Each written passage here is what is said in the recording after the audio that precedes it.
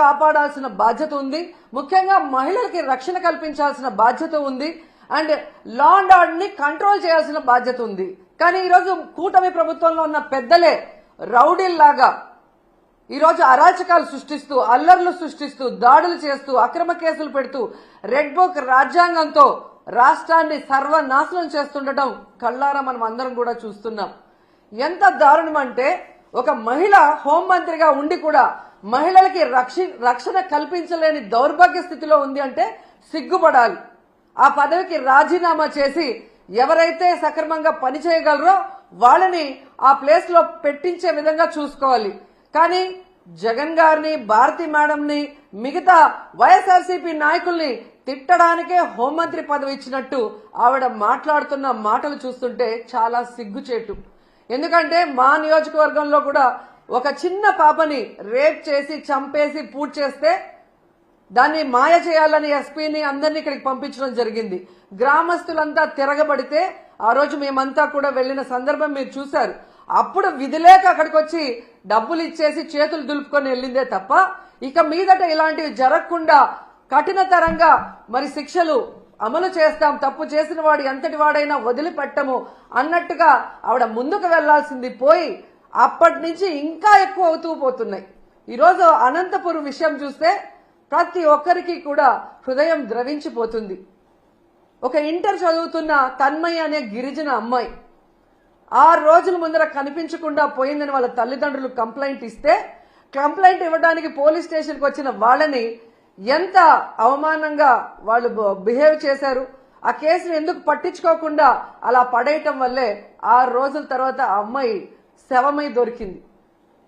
అలాగే మీరు చూస్తే పరిటాల సునీత గారి ఒక మహిళ, ఆవిడ నియోజకవర్గంలో ఒక మైనర్ బాలికని 14 మంది తెలుగుదేశం పార్టీ వాళ్ళు కంటిన్యూస్ గా రేప్ చేసుకుంటూ ఉంటే సాక్షి టీవీ, సాక్షి ఛానల్ దాన్ని బయట పెట్టింది. వాళ్ళని అరెస్ట్ చేయకుండా ఈరోజు ఆ కుటుంబం మొత్తం ఆ ఊరు వదిలేసి వెళ్లే పరిస్థితి ఏర్పడింది. ఆడపిల్ల ప్రాణాలు తీయటం, మానాలు తీయటం వీళ్ళకి సహజం అయిపోయింది. దానికి హోంమంత్రి గారు అండగా నిలబడటం అనేది సిగ్గుచేటు.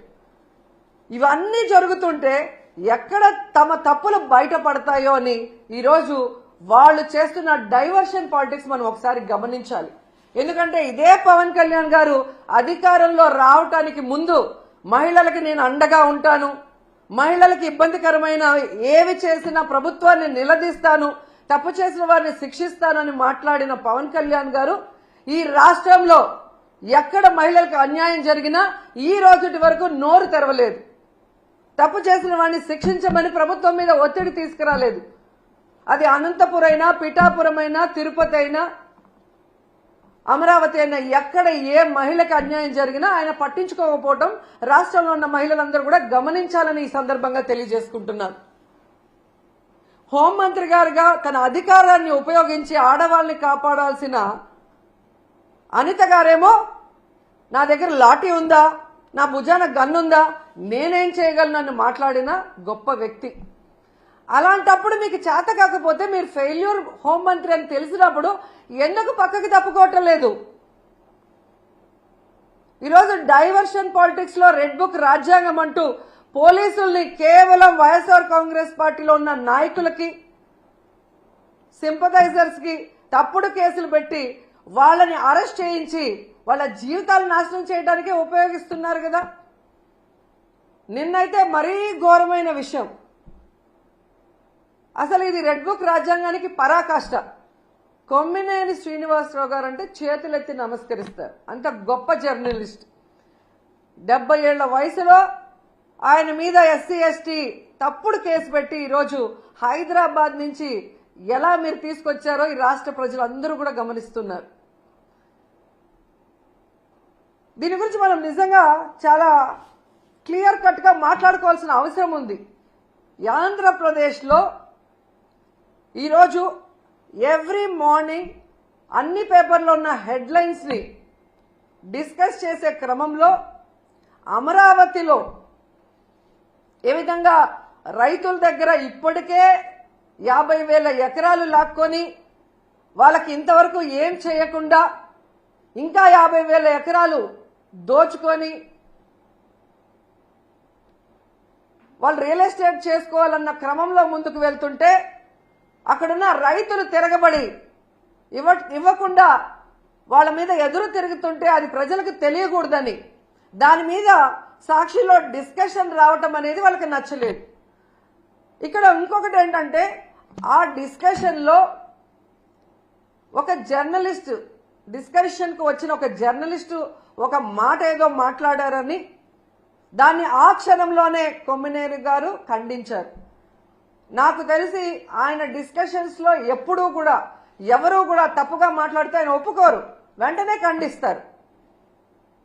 అలాంటి గొప్ప వ్యక్తిని ఈరోజు ఎవరో మాట్లాడిన దానికి తన తప్పు చేయకపోయినా క్షమాపణ కోరిన కొమ్మినేని శ్రీనివాస్ గారిని అరెస్ట్ చేసి సంబంధమే లేకుండా ఎస్సీ ఎస్టీ కేసు పెట్టి ఈరోజు జగన్ గారు భారతమ్మ క్షమాపణ చెప్పాలి అని చంద్రబాబు నాయుడు, లోకేష్, హోంమంత్రి అనిత గారు డిమాండ్ చేయడం చూస్తుంటే ఈ రాష్ట్ర ప్రజలకి నవ్వాలా ఏడవాలా అర్థం కాలేదు. ఈరోజు నేను సూటిగా ప్రశ్నిస్తున్నా చంద్రబాబు నాయుడు గారిని, అనిత గారిని, లోకేష్ గారిని, క్షమాపణ అంటూ చెప్పాల్సి వస్తే అది మొదట ఎవరు చెప్పాలో తెలుసా? కోడలు మగబిడ్డని కంటే అత్త సంతోషించదని ఆడవాళ్ల పుట్టుకనే అవమానించిన చంద్రబాబు నాయుడు ముందు క్షమాపణ చెప్పాలి. ఆడపిల్ల కనిపిస్తే ముద్దు పెట్టాలి లేదా కడుపైనా చేయాలి అన్న బాలకృష్ణ గారు క్షమాపణ చెప్పాలి. అలాగే మీరు చూస్తే జగనన్న తన కూతుర్లు చూడటానికి లండన్కి వెళ్ళినప్పుడు ఆయన గురించి నీచంగా మాట్లాడిన లోకేష్ క్షమాపణ చెప్పాలి. అలాగే భారతమ్మ విజయమ్మ గురించి నిన్న ఎంత ఘోరంగా మాట్లాడారో మీరు చూశారు అనిత గారు, ఆవిడ క్షమాపణ చెప్పాలి. అలాగే నన్ను బండారు సత్యనారాయణ ద్వారా ఎంత దారుణంగా ఎంత బూతులతో మాట్లాడించారో దానికి బండారు సత్యనారాయణ మాట్లాడించిన చంద్రబాబు నాయుడు, లోకేష్ క్షమాపణ చెప్పాలి. అలాగే మీరు చూస్తే ఆఫీసర్స్ ని గతంలో హోమ్ మినిస్టర్ గా చేసిన సుచరిత గారిని, అలాగే నన్ను చాలా వల్గర్ గా మాట్లాడిన ఇప్పటి స్పీకర్ బండారు సత్యనారాయణ గారు క్షమాపణ చెప్పాలి. అలాగే ఈ మధ్య కాలంలో టీడీపీ ఆఫీస్ నుంచి ఒక సైకో చేబ్రోల్ కిరణ్ అనేవాడు భారతీ మేడంని ఎంత అసభ్యంగా మాట్లాడారో మీరు అందరూ కూడా గమనించారు. మరి టీడీపీ ఆఫీసులో అతనితో మాట్లాడించిన చంద్రబాబు నాయుడిని, లోకేష్ ని క్షమాపణ చెప్పాలి, వాళ్ళ మీద కేసులు కూడా పెట్టాలి అంత ఘోరంగా మాట్లాడినందుకు.